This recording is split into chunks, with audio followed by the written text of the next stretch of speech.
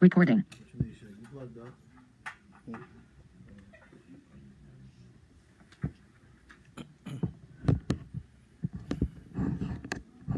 Recording. Recording. Recording. Recording. Recording. Recording. Recording. Finish. Button. Alhamdulillah Rabbil Alameen. والصلاة والسلام على رسوله الكريم وعلى آله وأصحابه أجمعين. أشهد أن لا إله إلا الله وحده لا شريك له وأشهد أن محمدا عبده ورسوله فإن خير الكلام كلام الله سبحانه وتعالى وخير هدى هدي محمد صلى الله عليه وسلم وشر الأمور محدثاتها إن كل محدثة بدعة وبدعة ضلالة وكل ضلالة في النار وبعد. Last class we left off, we were reviewing Kitaabul, Jaami and Bulugh al-Maram, Bab al-Adab, chapter dealing with Adab. We took the first hadith, hadith number 1, the authority of Abu Hurairah.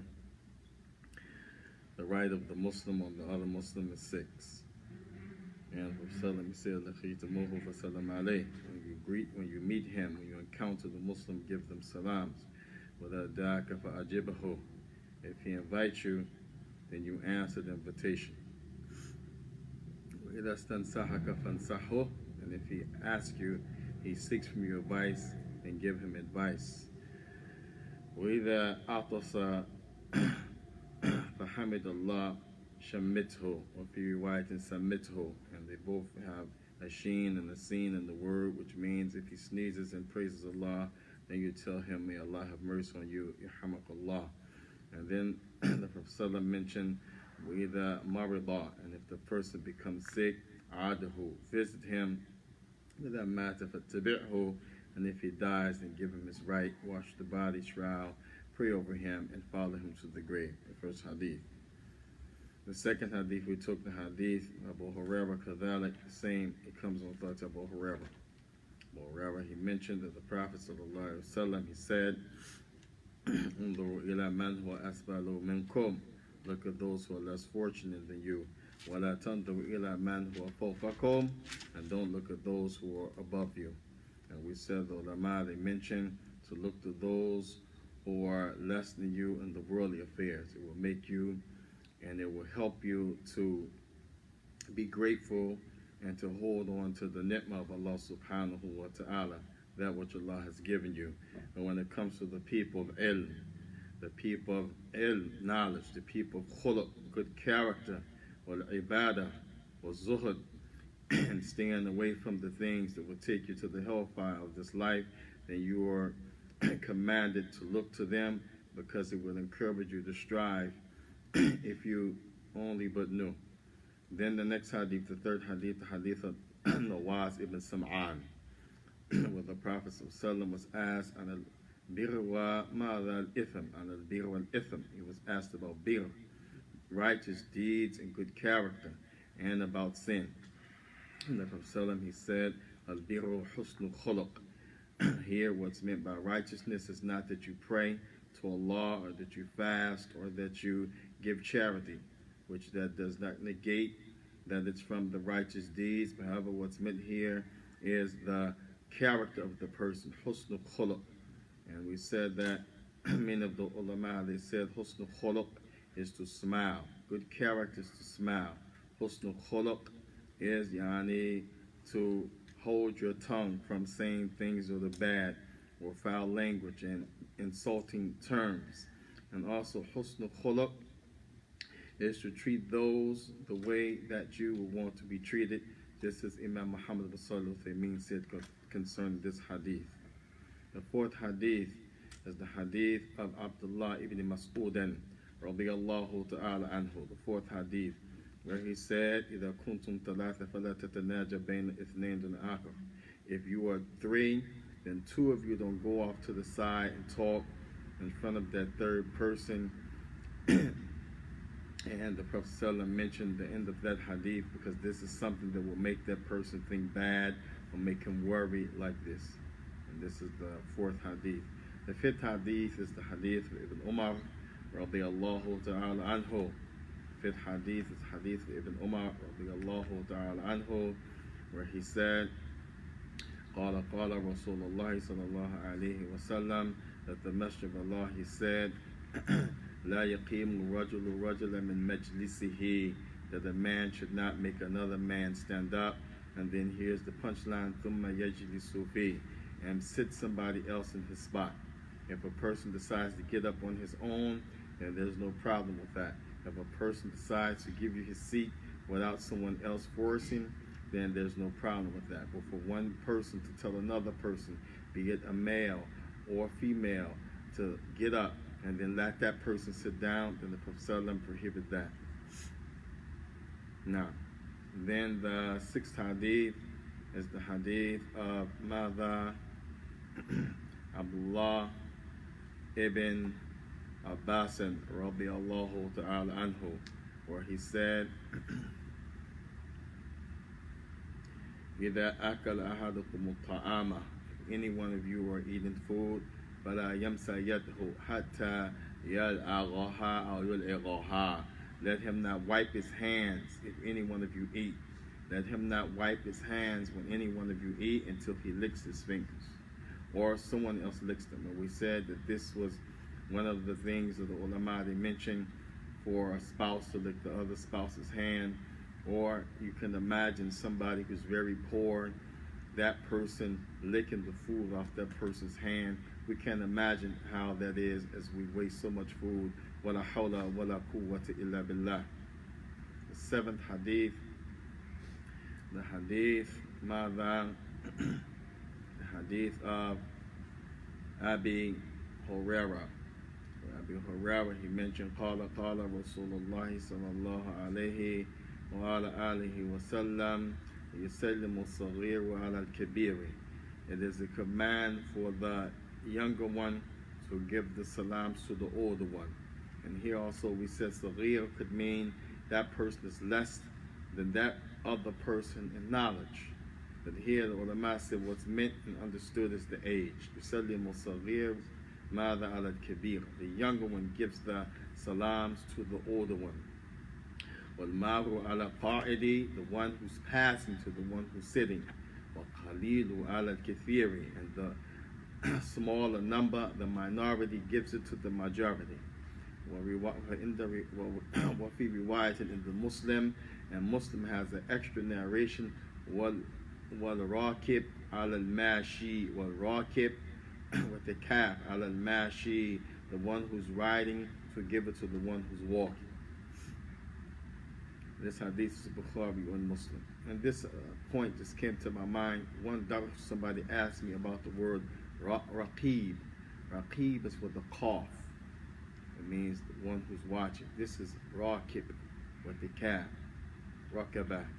And from the word raqiba, to ride. So here, the son said, well, raqib. And the one who's riding. Al-mashi, the one who's riding to the one who's walking. Now, then the eighth hadith is the hadith of Mada, who was it?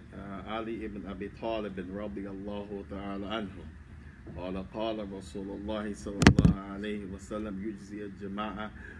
يجزئ عن الجماعة أن يسلم أحدهم, that if one of you give the salams out of the group, then the whole group will get the reward. وَيُجْزِئُ عَنِ الْجَمَاعَةِ أَنْ يُرُدَّ أَحَدُهُمْ, and if one of you returns it likewise out of the group, the whole group gets the reward. Hadith of Ali ibn Abi Talib and Musnad Imam Ahmed wa Bayhaqi. Musnad Imam Ahmed wa Bayhaqi. Then hadith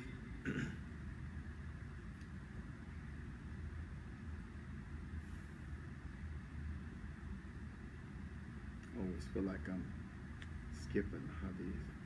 Then hadith ولا حول ولا قوة إلا بالله, hadith number 9. Hadith Abu Hurairah. Ibn Hajar, he said, Anhu. Whenever he mentions a hadith with the person's name, then the next hadith he says, Anhu. This is like short, not mentioning the person's name. He's saying on that person as well, like he's narrating again on the previous narrator. But this hadith is not on the authority of Ali. And the ulama, they said that this is waham.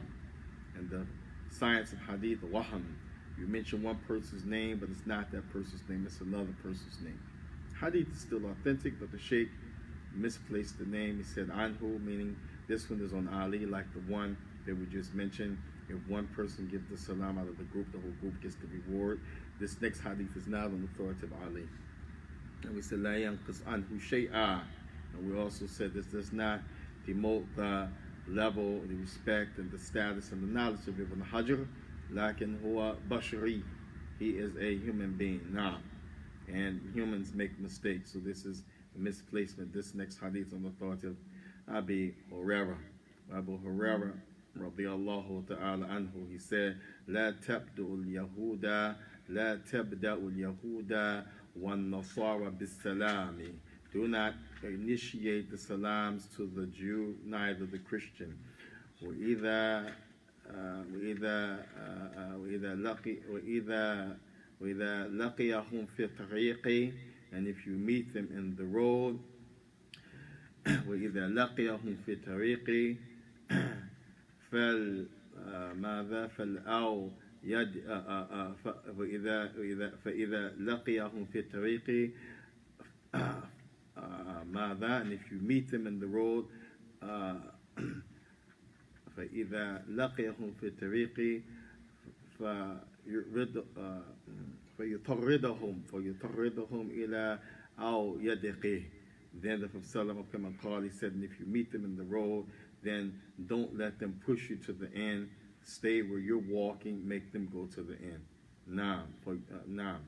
So this, the Prophet ﷺ mentioned, and we explained that the scholars of Islam, when they talked about that hadith, they said it does not mean to push a person to the end of the road, to harm them, or to drive them out of their place on the walkway. But what it means is that during that time when the Muslims were weak, to gain respect and to have some type of dignity rather than to be walked over, then don't make them, don't allow them, to force you to go to the end of the road. Rather, you stay where you are and they go to the end of the road.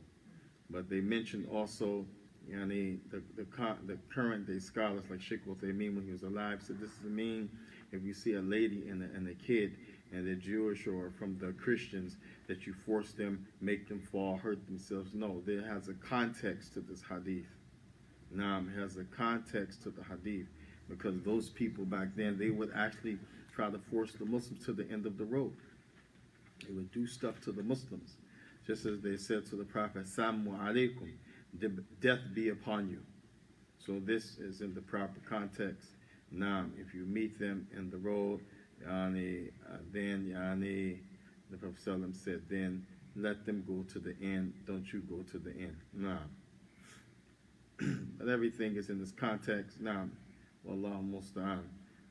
Then after that hadith was the hadith of the hadith that was the hadith, if you meet the Jew and the Christian in the road, the beginning of the hadith, do not initiate the salams to the Jew or the Christian. Then you had the hadith after that, the hadith of Abdullah ibn Abbas radiyallahu ta'ala anhu. قال رسول الله صلى الله عليه وعلى آله وسلم إذا عطس أحدكم فليقول الحمد لله. If one of you sneezed, then let him say, it is a command for him to say Alhamdulillah. This is a little different from the first hadith, the rights of the Muslim. And then the Prophet ﷺ, he said, فإذا سمعه فيقول له أخوه يرحمك الله. And if his brother hears him, then that's when he says to him, يرحمك الله. ثم يجيب يهديكم الله ويصلح بالكم. And then the one who sneezed to begin with and praised Allah after that person heard him and said to him, may Allah have mercy on him, then the one who sneezed should say, Yahdikum Allah, may Allah guide you, yuslihu, and correct balakum, all of your affairs and issues. Now, that is the hadith of Abdullah ibn Abbas radiyallahu ta'ala anhu. Then you have, after that, the hadith Mada of Abu Hurairah, where he said, إِذَا تَنْعَلْ أَحَدُكُمُ النِّعَالَ فَلْيَبْدَأْ بِالْيَمِينِ. Number 12. If any one of you start to put on his sandal, then let him start with his right. And we said sandal here, the ulama said any footwear. Any footwear, sandal, shoe, moccasin, sock made of cotton, nylon, whatever. And others said it includes every type of clothing that you put a right and a left on. So if you have a pair of pants, a shirt, anything that you start with the right, then you start with the right as opposed to starting with the left. And then the Prophet he said, وَإِذَا تَنْزَعْ أَحَدُكُمْ فَلْيَبْدَأْ بِالشِّمَالِ. And if anyone of you want to take off his clothing, his shoe wear, his clothing, then let him start with his left.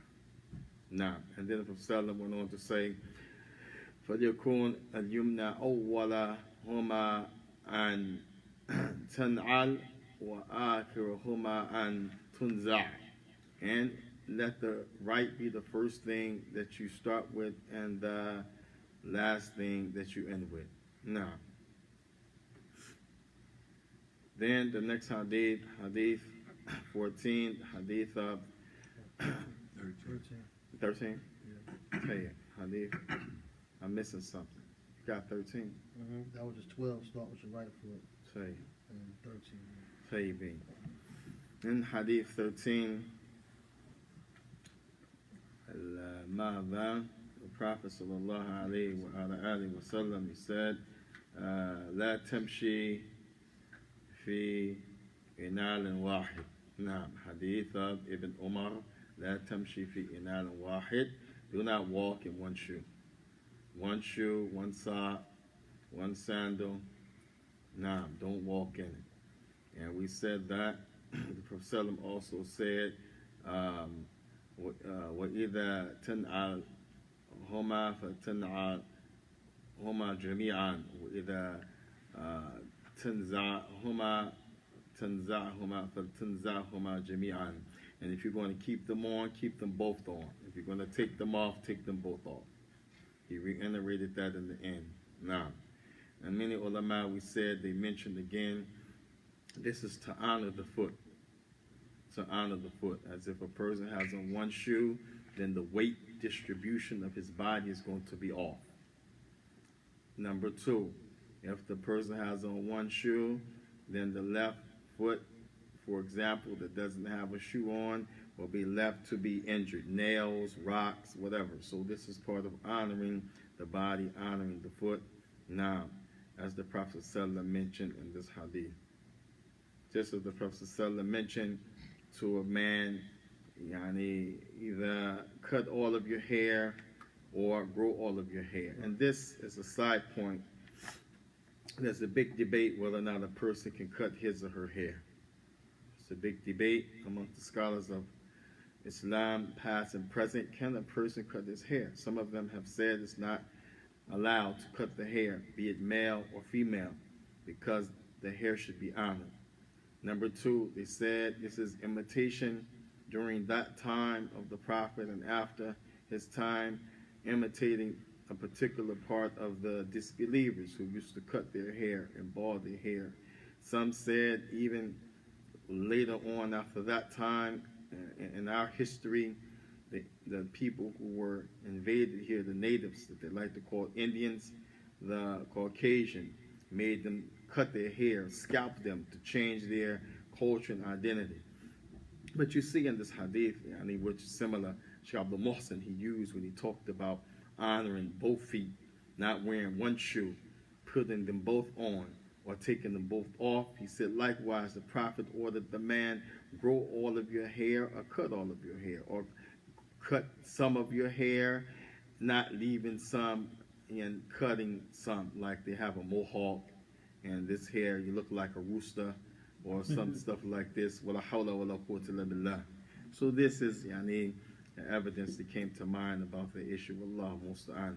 Ala kulli hal al-muhim, what's important at any rate, don't walk in one shoe, one footwear, and if you're going to wear, then wear them both. And if you're going to take off, then take off mada both.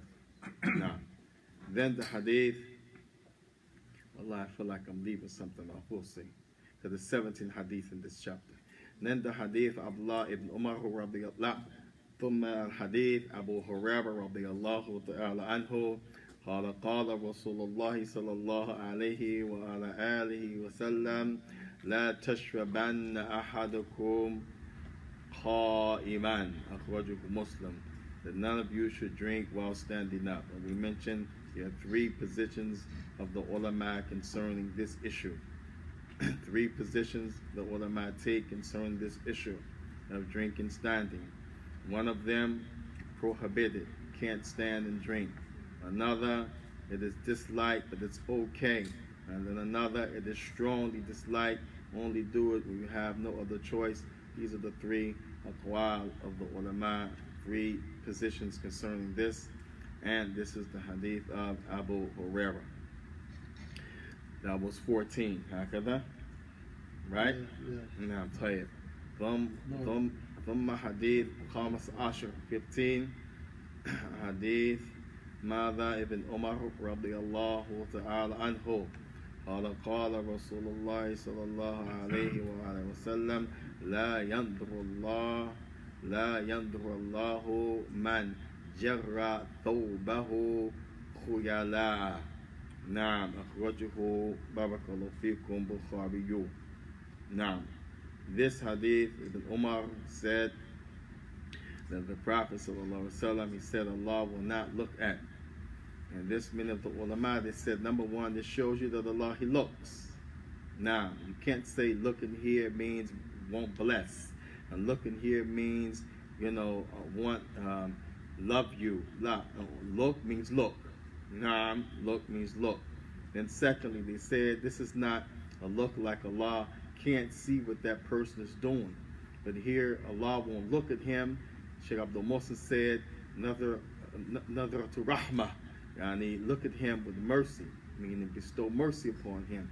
Another to ijabah, or seeing he's in need but not answering him, like the man who raised his hands like this, saying, "Oh Allah, oh Allah, oh Allah," but he did not answer him because of his circumstance of something that is haram. So here, Allah will not look at the one who drags his garment khuyala'a, pridefully, out of pride. And the ulama, they say, لا ينبغي أن يميز بين من يفعل ذلك خيلاء أو من لم يفعل ذلك ماذا خيلاء. So there's no need to argue or say, well, I'm not doing it out of pride, or he's doing it out of pride, but I'm not. No, because the ulama, they said that the statement of the Prophet sallam, la yanzurullahu, this is a threat, because of the great sin this is. Allah is threatening you. And we understand in this life, when someone is mad and he turns away, he doesn't want to look at you. She turns away, she don't want to lay eyes on you. Now, so think about Allah subhanahu wa ta'ala. Then the third thing they said about this hadith is that dragging the garment here out of pride is a major sin, and is great, because Allah tabaraka wa ta'ala in another hadith, his prophet said, al-kibr rida'i. Allah said, and pride is my cloak. So no one has the right to boast but Allah subhanahu wa ta'ala. لَأَنَّ بِيَدِهِ كُلِّ شَيْءٍ, because everything is in Allah's hands. Nothing is in our hands. نَحْنُ فَقِيرٌ إِلَى اللَّهِ. We are poor when it comes to Allah, because Allah gives us everything. And if Allah takes it from us, khalas, we have nothing. This is the meaning of as-samadu, the one who gives you everything and you are in all need of him while he's not in need of anything from you, as-samad. Now, so this hadith shows it is highly prohibited for a man to drag his clothes below the ankle out of pride. And the ulama, they said, and if a person does it but he's not doing it with the intention to be prideful, then it's a sin, but doing it out of pride is a greater sin. Now, and we mentioned the narration of Umar ibn al-Khattab when he was on his deathbed and the young boy came to praise him, give him glad tidings as he was dying. And as the boy walked away, Umar ibn al-Khattab said, call that young boy back. And the young boy came back and he told him, Irfa thawbak ya ibn akhi, raise your clothes, or my son of my brother. He said, because by doing that, you are honoring Allah, meaning his command to raise it, and you're honoring your thobe by keeping it off the ground. Shaykh Abdul Mohsin, he also mentioned about this hadith. Then remember the statement of Salama, where she asked the Prophet, but wait a minute, if you send whoever has his garment below the ankle, Allah won't look at them, then what about the women? The Prophet said, then drop yours a little more than the man, shibran, an inch, or if you need more than that, an arm span length, because the women have to cover their feet. Shaykh Abdul Mohsin, Hayyan al-An, he is from Medina to Nabi sallallahu. He is alive right now, he lives in the Prophet's city. Wallahi tallahi, thumma aqsama billah. If the shoe was on the foot of the person who says that is old-fashioned, for example, we don't need to do that in this day and time. And how many people they say that about injunctions in the religion? If the person says, how can you do that? The garment will be dirty, the garment will be soiled. Then what about the ulama that are alive that did not say that? And they know the hadith. Rather, Shaykh Abdul Mohsin said, if the issue here, Salama, the Prophet told her to cover the feet, he said, then it's more of an obligation for a lady to cover her face, because the face is mahal zina wa jimala. It's the place of beauty and decoration for the lady, her face. Now, although we know there's some ulama that said it's highly recommended, it's not wajib, because you have other hadith where the Prophet mentioned the lady can show her face or kaffain in her hands. This point is to show the seriousness of the man dragging his garment, and the fadlu, the blessing and virtue of a lady who does not raise her garment, because some women, they wear the garments, whether it be overgarment, dress, skirt, pants, and you can see the socks. Maybe you can see the calf, like when we're coming up, a lady has a dress on or a skirt, but some legs are showing. In this day and time, some Muslims think this is modesty. La, the legs, she must cover her body, including her feet. Or sima hawla man laysa bi mahram laha, more so around those who are not mahram for her. Wa in kana ruqsan fi shay wa huwa wajha wa kaffay. And if there's anything to be an exception, but the text from the Quran and the Sunnah, then it's her face and her hands. Wallahu ta'ala a'la. Wallahu ta'ala a'lam. Naam, and Allah knows best. Pay it, that's 15. Then you have 16. The hadith of Ibn Umar, radiyallahu ta'ala anhu. Hadith Abdullah ibn Umar. 16. Wasn't 16 no dragon garment? That's 15. No, 15 with Umar, when he said, Allah will not look at you. That's the same hadith. Not dragging the garment. 15. In the Sahih Mada al-Bukhariyu, Hadith Ibn Umar. La yamullahu man jarra thawbahu khulaya'a. Allah will not look at the one who drags his garment out of pride. Now, and this one we talk a little bit about Salama and the women. Same hadith. Tayyib, then you have 16. Aywa. Now, barakallahu fikum. I'm feeling a little under the weather, so my memory is tayyib. So 16, barakallahu fikum, the hadith of Mada Abdullah ibn Abbasin, radiyallahu ta'ala anhu. Hadith of Abdullah ibn Abbasan radiyallahu ta'ala anhu, La ta'kulu bishimali, La ta'kulu bishimali. Do not eat with the left hand. فإن الشيطان يأكل ويشرب بالشمال, because the shaitan, he eats and drinks with his left hand. And this hadith in the Bukhari or Muslim. Now, this is 16. Hadith of Allah ibn Abbas. Don't don't eat with the left hand. This doesn't mean, well, the Prophet said don't eat with the left hand. He didn't mention don't drink with the left hand. So you don't eat your burger, with your left hand, but you drink your water or your juice with the left hand. La.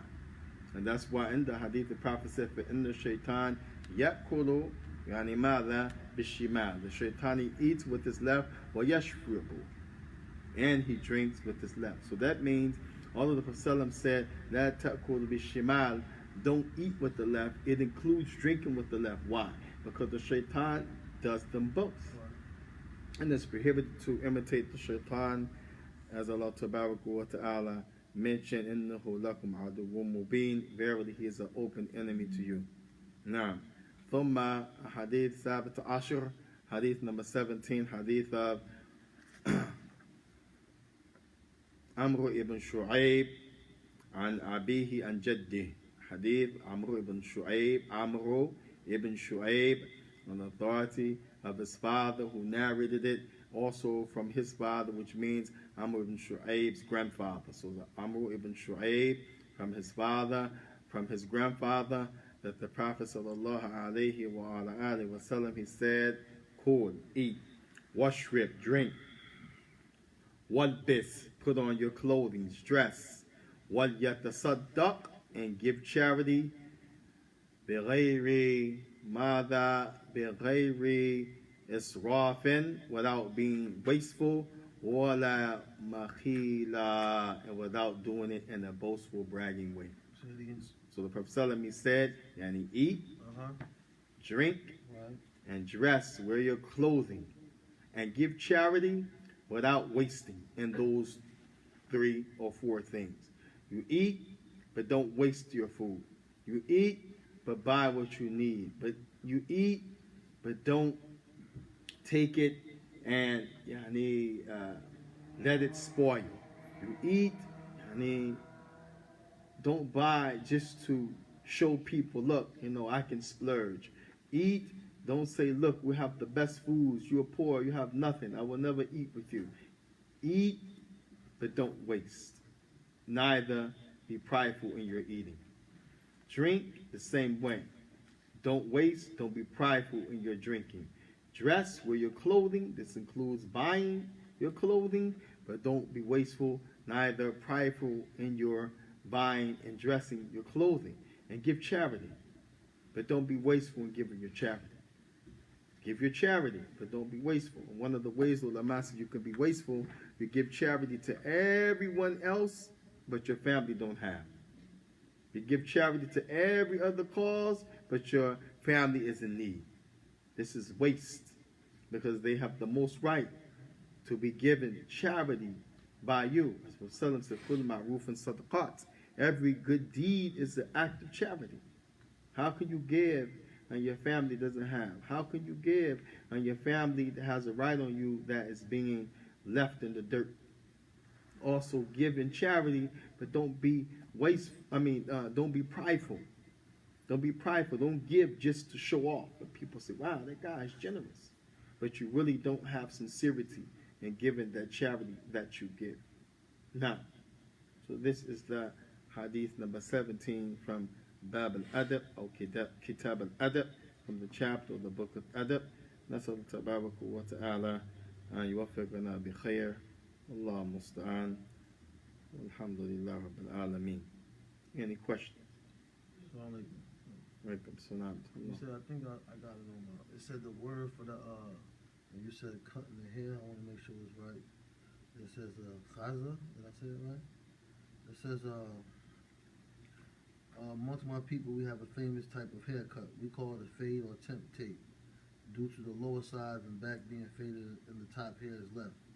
I fear that it falls upon al-Ghazza, and it said the Messenger of Allah Sallallahu forbid Ghazza. Now, if you want to narrate this hadith, said explain that Ghazza, shaving part of the boy's head and leaving part, is in Bukhari and Muslim. Yeah. I just want to know the word. You know what I'm saying? Jazakallah khair, barakallah fikum. And this is hadith of the Prophet sallallahu. Any questions, comments, or corrections? What time we have? 7:37. It's طيب. وقت المغرب الآن. What time is the Maghrib? 7:33. Yeah. So after the Maghrib, inshallah ta'ala, then inshallah we continue. Inshallah. Tabarak wa ta'ala. Sallallahu alayhi wa Muhammad wa ala alihi wa sahbihi ajma'in. Finish. Button. Finish. Button. Finish. Button.